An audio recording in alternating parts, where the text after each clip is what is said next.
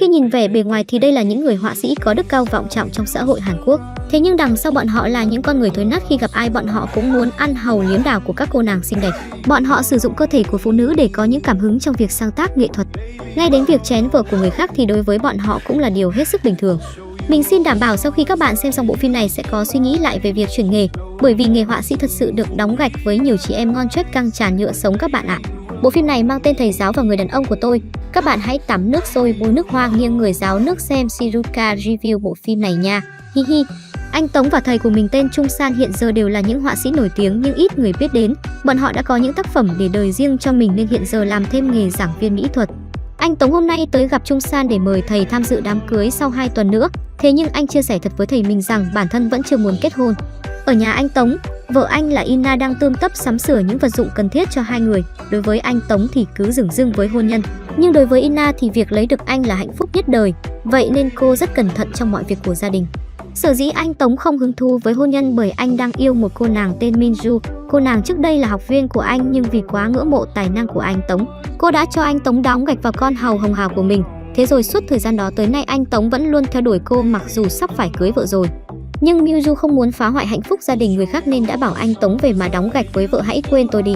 Ngày hôm đó ở trường, khi anh Tống đứng lớp chia sẻ về những kinh nghiệm vẽ tranh của mình, những người khác ai cũng chăm chú nghe giảng.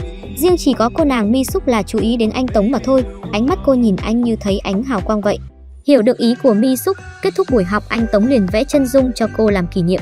Chẳng hiểu anh Tống làm giảng viên mỹ thuật hay giáo viên dạy tiếng Việt nữa, vẽ tranh chẳng thấy đâu, chỉ thấy Mi Súc đánh vần toàn A với A sướng quá thôi. Mà Mi Súc với anh Tống có mối quan hệ không được bình thường bởi vì cô nàng là vợ của thầy giáo Chung San. Đến cả vợ thầy còn dám chén anh Tống, đúng là phịch thủ thứ hai thì không ai là chủ nhật. Sau khi đi ăn say khướt với Mi Súc xong, anh Tống lại hẹn Minju gặp mặt để nói chuyện.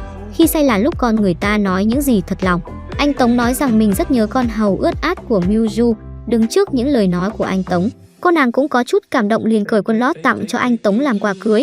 Cô khuyên anh hãy về với vợ rồi trở thành người đàn ông của gia đình đi. Cùng lúc này, Chung San đang trói em sinh viên Min Jong để vẽ những tác phẩm nghệ thuật để đời tiếp theo. Cô nàng Min Jong có chút không thoải mái vì suốt bao lâu nay cô đều bị thầy mình lợi dụng cơ thể để vẽ và trở thành cái tình chứa bôn của ông ta. Khi Min Jong bày tỏ thái độ thì Chung San nhắc nhở cô về việc cô đang là học trò của ông. Cô phải cố gắng hơn thì ông mới chia sẻ cho những kinh nghiệm vẽ tranh để cô sau này có thể trở thành họa sĩ nổi tiếng như mong ước của mình. Thấy những lời nói ngon ngọt từ thầy mình, Min Jong lại bị lừa để trở thành cái tình chứa bôn cho Chung San. Vợ của anh Tống thật ra cũng là học trò cũ của Chung San, nhưng vì tên tuổi của cô chưa vang danh như chồng. Vậy nên hôm nay cô tới gặp Chung San để xin giúp đỡ. Tuy nhiên Chung San hỏi tại sao có chồng giỏi như vậy vẫn phải nhờ thầy. Thế rồi Chung San cũng thẳng thắn nói với Ina hiện tại đang thiếu một người mẫu. Cô phải giúp thầy thì thầy mới giúp cô học tiếp nghề vẽ tranh. Ina đã đồng ý với thỏa thuận đó của Chung San. Tuy nhiên cô rất tôn trọng chồng mình nên đã về hỏi ý kiến anh Tống. Mà anh Tống thừa biết cái kiểu người mẫu của ông thầy tà dăm Chung San. Thế nên anh Tống đã hẹn gặp Chung San rồi giáo huấn một trận.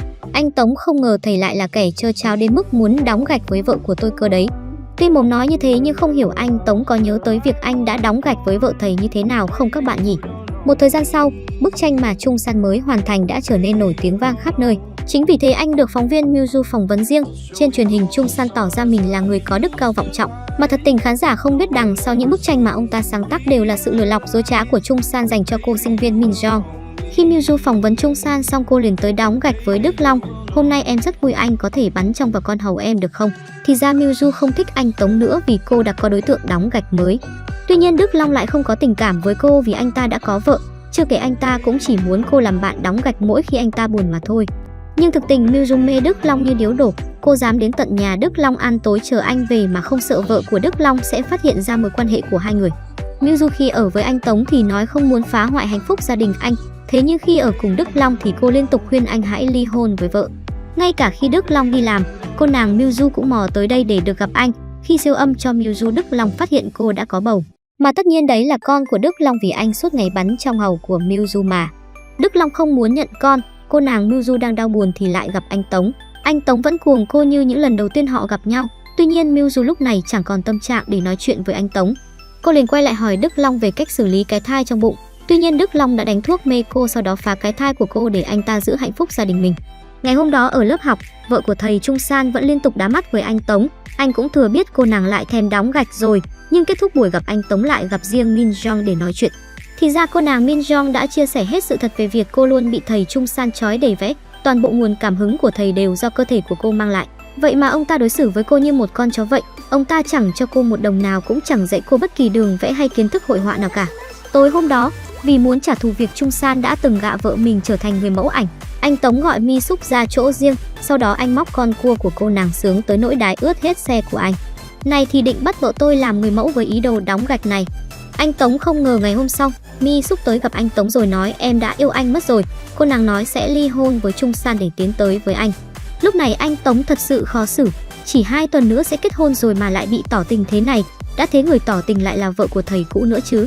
Một lúc sau, anh Tống đi gặp khách hàng đối tác, mà người này không ai khác lại là vợ của Đức Long, đứng trước người khéo ăn nói như anh Tống. Cô nàng rất nhanh đã siêu lòng vì anh, thế là cả hai lại rủ nhau vào khách sạn để đóng gạch không trượt phát nào.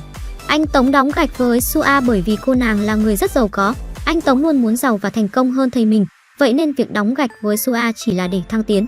Khi được Sua đồng ý rót vốn cho anh mở lớp vẽ mới, anh Tống liền tới thách thức Chung San, vì thật tình từ xưa tới nay Chung San chưa đào tạo được họa sĩ nào nên hồn. Việc anh Tống có như ngày hôm nay đều là anh cố gắng mà thành, vậy nên Chung San rất tức giận khi anh Tống nói những lời thật lòng mà khó nghe như thế với ông.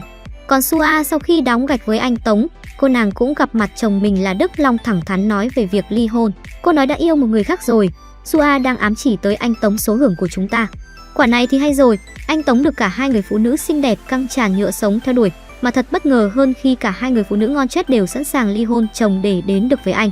Tuy nhiên anh Tống đối với bọn họ chỉ là bạn đóng gạch mà thôi, mọi tình yêu và sự quan tâm của anh đều hướng tới cô nàng Miuju.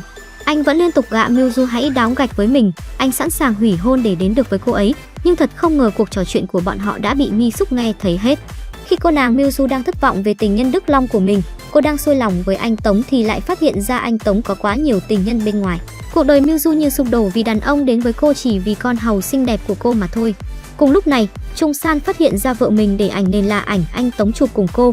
Chung San lập tức hẹn anh Tống ra rồi đánh cho một trận.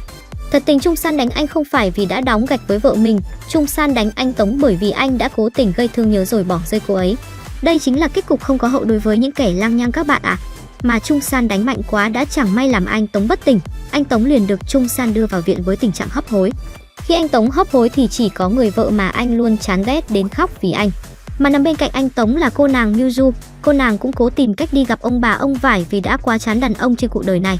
Nhưng trong cơn hôn mê, cô nàng Miuju lại nhớ tới quãng thời gian trước khi lần đầu gặp anh Tống. Có vẻ như người cô nàng Miuju thật sự yêu là anh Tống, cô muốn giữ hạnh phúc gia đình cho anh nên mới không đồng ý đóng gạch với anh nữa. Và chỉ khi cô biết anh có nhiều người phụ nữ theo đuổi nên cô mới phải tìm đến cái chết. Bộ phim tới đây là kết thúc mất rồi, bộ phim quả thật có quá nhiều ý nghĩa đúng không nào? Nhưng ông chồng luôn thích hoa thơm vật lạ bên ngoài. Thế nhưng khi gặp chuyện thì chỉ có vợ bên cạnh mà thôi. Đây chính là bài học lớn mà những anh xem kênh của mình cần rút kinh nghiệm. Bên cạnh đó những bà vợ cũng cần phải có định kiến riêng với bản thân. Dù bên ngoài có những gã giỏi ăn nói giỏi làm bạn vui, nhưng bọn họ chưa chắc đã thực sự thương yêu bạn. Ngoại tình là xấu, các bạn đừng như anh Tống và các diễn viên trong phim này nha, hi hi. Cảm ơn các bạn đã xem phim tới đây. Nếu thấy hay cho mình xin một like để ủng hộ cho chúng mình nhé. Bye bye.